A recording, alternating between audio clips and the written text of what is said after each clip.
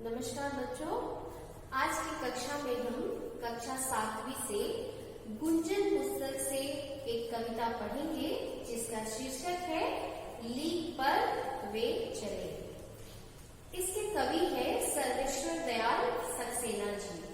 तो पहले इस कविता को हम लोग पढ़ते हैं। लीक पर वे चले जिनके चरण दुर्बल और हारे हैं, हमें तो जो हमारी यात्रा से बने ऐसे अनिर्मित पंथ प्यारे हैं। साक्षी हो राह रोके खड़े,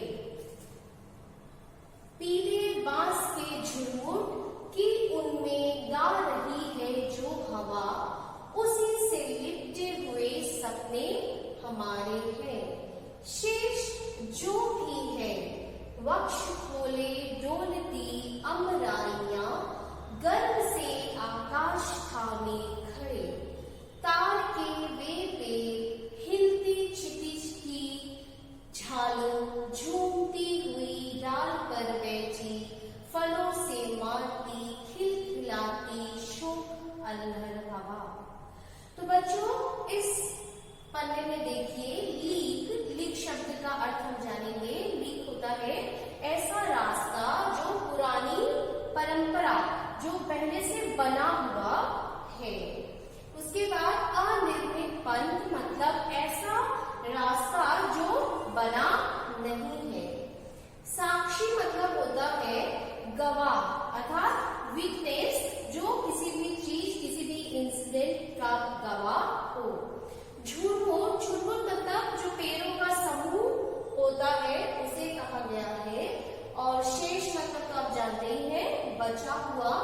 अमराइयां मतलब आमों की जो घनी डालियां होती हैं उसके बारे में है। क्षितिज का अर्थ होता है जहां धरती और आकाश आपको मिले हुए एक होते हुए दिखाई देते हैं। और शोक मतलब होता है चंचल, ठीक है।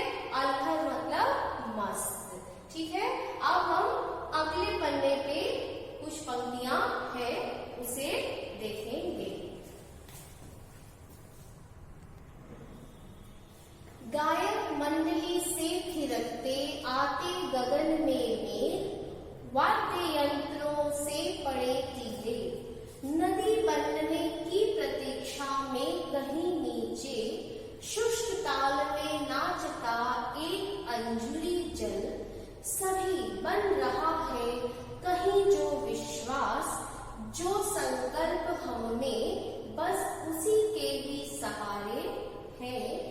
लीक पर वे चले जिनके चरण दुर्बल और हारे हैं।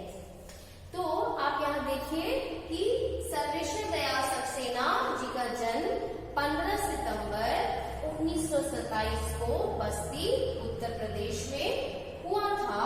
और उनकी इस कविता में हम देखेंगे कि किस तरीके से लीक पर वे चले में ऐसी भावना अर्थात कर्म की भावना, अपना रास्ता खुद बनाने के लिए वो कहते हैं। वो ऐसा कहते हैं कि आप वैसे पथ पे चलिए जहां आप खुद परिश्रम करते हैं, खुद मेहनत करके आप उस पद पर पहुंचना है। आगे हम एक एक करके पंक्तियों को और उसके भावार्थ को समझेंगे। चलिए कविता का हम भावार्थ जानते हैं। लीक पर वे चले जिनके चरण दुर्बल और हारे हैं, हमें तो जो हमारी यात्रा से बने ऐसे अनिर्मित पंथ प्यारे हैं। यहाँ कवि कह रहे हैं कि लीक पर अर्थात पुरानी परंपरा, पुराने जो रास्ते बने हुए हैं उस रास्ते पे वे लोग जाएं जो दुर्बल और कमजोर हैं। लेकिन जो लोग अपने कर्म पे विश्वास रखते हैं, नया रास्ता निर्मित करने का सामर्थ्य रखते हैं, वो अपना रास्ता खुद बनाए, अपने बनाए हुए रास्ते पर चले। क्योंकि जो लोग दुर्बल और कमजोर होते हैं वो लीक पर चले अर्थात पुराने बनाए हुए रास्ते पर चले। हम हमें तो जो हमारी यात्रा से बने ऐसे अनिर्मित पंथ प्यारे हैं, अर्थात हमें कर्म करके अपना नया रास्ता बना के आगे बढ़ना है। साक्षी हो राह रोके खड़े, पीले बांस के झुरमुट की उनमें गा रही है जो हवा, उसी से लिपटे हुए सपने हमारे हैं। और ऐसे में जब वो अपना रास्ता बनाते हैं तो कह रहे हैं कि कुछ चीजें साक्षी बनेंगी आपके काम के, आपके कर्म की गवाह होंगे। वो पीले बांस के झुरमुट जहां से हवा के कारण वो संगीत आता है, वो संगीत मधुर होगा और उसी से लिपटे हुए सपने हमारे होंगे। तो कविता में कवि यही कहना चाहता है कि जो रास्ता नहीं बना है, जो रास्ता नया बनाना है, वो हमें अपने कर्म के बल पे बनाना है। ठीक है, नेक्स्ट पैराग्राफ देखते हैं। शेष जो भी है वक्ष खोलिए डोलती अमराइयां, गर्भ से आकाश थामे खड़े तार के ये पेड़। कहते हैं कि ये जो आम की जो डालियां हैं, अमराइयां मतलब क्या हम जानते थे, आम के डालियां, वो ऐसा लग रहा है कि वक्ष खोले, अपना सीना ताने हुए गर्भ से, ठीक है, और आकाश में थामे ताड़ के लिए पेड़। अर्थात जब आप नए कर्म की ओर, नए रास्ते की ओर बढ़ेंगे तो अमराइयां जो है वो वक्ष खोले जो भी तैयार है। और ताड़ के पेड़ का एग्जाम्पल इसलिए दिया है कि ताड़ का पेड़ देखिएगा अकेला खड़ा रहता है, वैसे ही अगर आप उस मार्ग में अकेले भी हैं, डटे हुए भी हैं, तो आपका कोई कुछ नहीं बिगाड़ सकता है। अर्थात आपको जस धैर्य रखते हुए अपना रास्ता अपने कर्म के बल पे बनाना चाहिए। अभी अगले पंक्तियों में देखते हैं। तो आगे देखते हैं। हिलती क्षितिज की झालरें झूमती हुई डाल पर बैठी, फलों से मारती खिलखिलाती शोक अल्हर हवा। यहाँ कवि प्रकृति के माध्यम से प्रकृति का वर्णन करते हुए समझा रही है कि किस तरीके से प्रकृति में जब धरती और आकाश दोनों एक होके मिलता है तो वह एक झालर के समान प्रतीत होता हुआ दिखलाई देता है। और हवा जब शोक हवा, अल्हड़ सी हवा चलती है तो वो जो फल है वो नीचे की ओर गिरता है, अर्थात वो प्राप्त होता है। गायक मंडली से थिरकते आते गगन में मेघ, वाद्य यंत्रों से पड़े टीले। अर्थात ऐसा लगता है, आपने कोई मंडली देखा होगा, संगीत मंडली, गायक मंडली, जो गाने का जो स्वर है वो मुखरित होता रहता है, वैसा ही प्रतीत हो रहा है जब बादल में, अर्थात गगन में जो मेघ है अर्थात बादल है वो छाए हुए रहते हैं। और जब वो स्वर सुनाई देता है तो ऐसा प्रतीत होता है कि वाद्य यंत्र से टीले के जैसे पड़े हुए हैं, जहां से वो स्वर आ रहा है।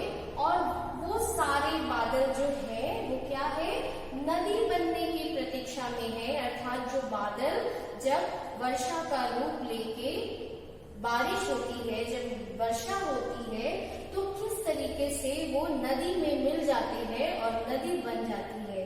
तो बादल का नदी बनने की जो प्रतीक्षा है, वो मिलने की जो प्रतीक्षा है, उसके बारे में यहाँ बात किया गया है।